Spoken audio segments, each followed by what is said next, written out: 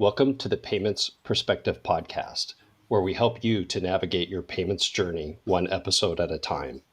We bring together industry leaders to discuss timely and relevant payments topics and explore the most important issues impacting our industry. The Payments Perspective Podcast is brought to you by WestPay. Hello, and welcome back to the Payments Perspective Podcast by WestPay. My name is Jeff Duffy, Assistant Vice President of Education and Events here at WestPay. Today, I am pleased to welcome Robert Mascio, Director of the FINRA Investor Education Foundation, who will be sharing with us on the topic of financial fraud and scams. And before we get started, Robert, would you please introduce yourself to our audience and tell us a little bit more about FINRA? Absolutely. Well, thank you for having me. I'm looking forward to this conversation today. My name is Rob Mascio. I'm a director within FINRA's Office of Investor Education and with the FINRA Foundation. And so those of you who might not know, FINRA stands for the Financial Industry Regulatory Authority. We are a private, not-for-profit regulator tasked with regulating the brokerage industry. So we regulate brokerage firms and their employees. We are not a government agency, though we are overseen by the Securities and Exchange Commission. They ensure that we're doing the job that we were put in place to do, but again, not a government agency. And I mentioned the FINRA Foundation. So the FINRA Foundation, we are a wholly owned subsidiary of FINRA, and we really focus on building financial capability for all Americans. And we do that through a variety of different programs within our foundation. We have a side of the foundation that focuses on building wealth. So what individuals can do, how we can educate individuals to increase their financial literacy, increase their transactions within the markets and things like that. Then the other side is the protecting wealth side, which is actually where I sit and spend the majority of my time.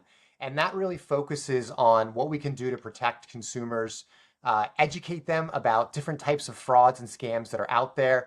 And if somebody does become victimized by a fraud or scam, what kind of support mechanisms are out there for them?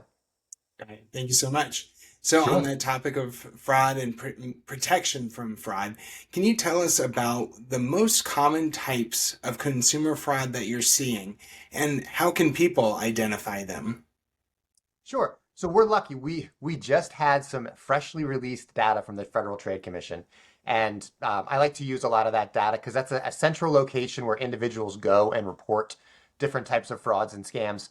And through that reporting, we're able to get some really helpful statistics. So what we know about 2024, we were at $12.5 billion in losses to frauds and scams. So 12.5 billion. Of that, the highest reported fraud, and this has been consecutive for the past several years, is impersonation scams, impersonation frauds.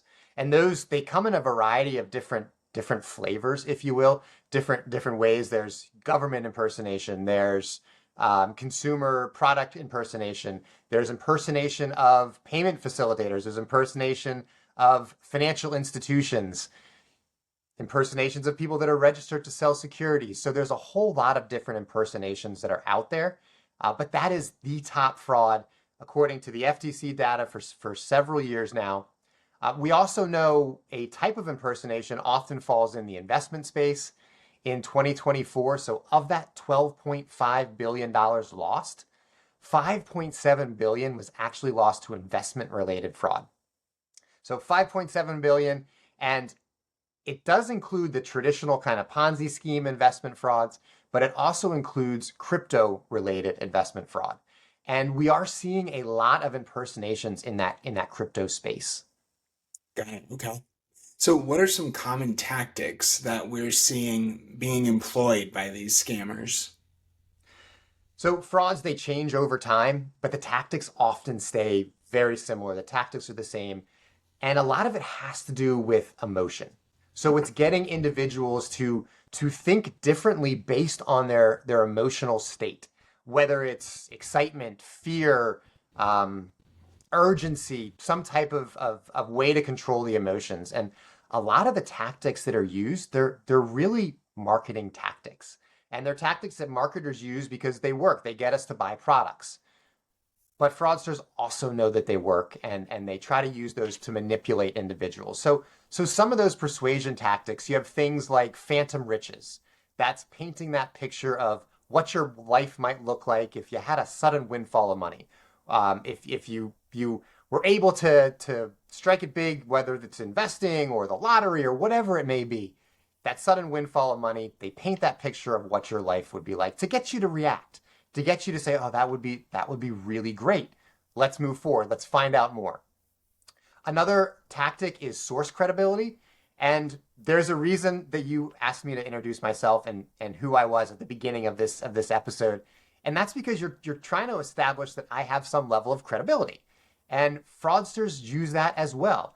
And they use source credibility. They use things like, oh, I'm XYZ or vice president of XYZ company. I have a corner office. They use things that helps provide them credibility. I've got a master's degree. I've got a PhD, whatever it may be. And source credibility, it's that shortcut to trust. So the more you think somebody is credible, the more likely you are to trust them, to give them the time to talk and to put their pitch out there. But it can be faked. So that credibility can easily be faked. Another couple other tactics, we have social consensus. That's that play on everybody else is doing it. Everybody in your friend network, in your religious group, your community, whatever it may be, everybody else is doing it. You should do it too. There's reciprocity, which is that play on, I'm going to do something small for you in hopes that you do something large in return. Reciprocating in some manner, whether it's come listen to me talk, I'm going to give you a free lunch, and then after that free lunch, I'm hoping that you're gonna take what I have to say seriously and maybe invest or be interested in my product, whatever it may be. And then the last one is scarcity, and that is time scarcity. So again, that urgency play. You've got a certain amount of time. You have to act now or you're going to miss out. So it can be time scarcity. It can be quantity scarcity. There's only a limited number of these available. You're one of the select few. So that's using scarcity as one of those tactics. And those tactics, they're used by fraudsters, again, because they work. They get us to react differently than we would when we're not under that emotional pressure or that emotional charge. It's interesting to me how you put it in a framework of almost being like marketing. It's marketing tactics almost, but it's put in, or they're employed in that villainous way, sort of thing. Exactly. So, exactly. And I mean, if you think about any kind of like a home shopping infomercial type of channel, these tactics are in play, right? I mean, you see the Tupperware, you see that there's only a limited quantity, the red one's already sold out. You only have a couple of color options. You see the number of people that have purchased. I mean, it's all the same type of tactics because, again, they work. They get us invested. They get us excited. They get us ready to make decisions, whether or not we're emotionally ready to make those decisions. Right. Act now or you're going to miss out, sort of thing. Exactly. So what are some steps that consumers can take to protect themselves from becoming victims of fraud? So I like to think one of the best steps and the easiest steps really is to talk about fraud and scams. We know that knowledge is power. The more we know about how scams operate, what types of scams are out there, the better protected we can be as consumers, right? So we're able to more easily spot frauds and scams out there. We know that through research that the FINRA Foundation has done, we know that individuals who know about scams and the types of scams that are out there, they're actually 80% less likely to engage. So 80% less likely to engage in whatever that pitch might be. And then if they do engage, 40% less likely to lose money or share personal information. So that knowledge really is a key concept. The more we can talk to people, make it part of a everyday life, a family affair, whatever it may be, where we can talk about frauds and scams, it's so important. And it's really important to remember that it's not just older individuals that are vulnerable. We know that younger individuals are actually being targeted and victimized at a higher rate than older individuals. They're losing less money, so an older individual has more money to lose, they're losing more money. But younger individuals, they're being targeted at a very high rate. Right. And I think, like you said, that communication with each other about it, not only to raise awareness, but it also reminds us that we're all in this together, that we all are, all can be equal targets. We all can fall victim, no matter who we are and that we're really not alone in that area, I would say. Exactly. And I mean, if you think about you all, whoever's listening to this now, they've learned about some of those persuasion tactics. They have those tools now to identify, okay, this is a tactic. Let me take a step back. Let me think about this. Let me put a little bit of distance between the pitch and my decision, right? Those are all steps that people can take, but you kind of have to know about what the tactics are and the different frauds are out there. Right. So when it comes to, and I think this doesn't just apply to the financial industry, but other industries as well, we have technology, which is kind of that double-edged sword that can both help and hinder us in efforts, right? So how can you tell us how technology can help and hinder fraud prevention efforts? Sure, and I would completely agree. It's that double-edged sword. It's a blessing and a curse. It's there's amazing developments in technology, but unfortunately, fraudsters have been able to leverage that. So if we think about some of these impersonations, some of us might have heard about romance type scams or companionship type scams. We're starting to see technology infiltrating into that type of a scam, whether it's in a voice cloning, right? So we're having a phone conversation and the person on the other end of that phone sounds like your grandchild, right? Who might be in distress, but it's not. They're using technology to ultimately manipulate. We've got video cloning where people can actually now, if you think about a couple years ago, one of the prevention tactics that was out there for romance and companionship related scams was, well, if they're not going to video chat with you, it's likely a fraud. It's likely a scam.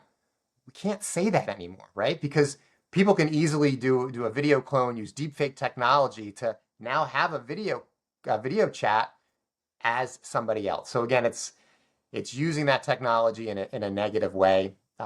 We've got different organizations, and a lot of times these are crime organizations that are using artificial intelligence to refine pitch scripts for their targets.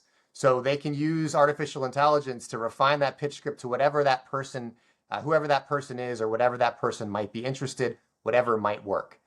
So that's on the negative side, and we're seeing it creep into a lot of this, a lot of the frauds and scams that we're seeing. But it can also be used on the other end, right? And I know there are some companies out there that are starting to develop different types of technology that allows consumers to identify whether it is a deepfake technology, whether it is a voice cloning, and things like that. So I think technology definitely can be part of that solution to identifying frauds and fraudulent activity. So I know that's an area where we as a society will continue to grow, and I look forward to that day where it's more prevalent. Great. So for our consumers, what are some resources and other kinds of support that are available to them that have been affected by fraud, and how can they go out and get those resources? How can they get that assistance? Yeah, and there are a lot of resources out there. One of the most important things that an individual who has been victimized can do is report. So reporting that there has been some kind of a fraud or a scam, that's really important because it allows us to then collect that data. It allows us to investigate. It allows us to know more about what's happening out in the world. So reporting is a key step to take.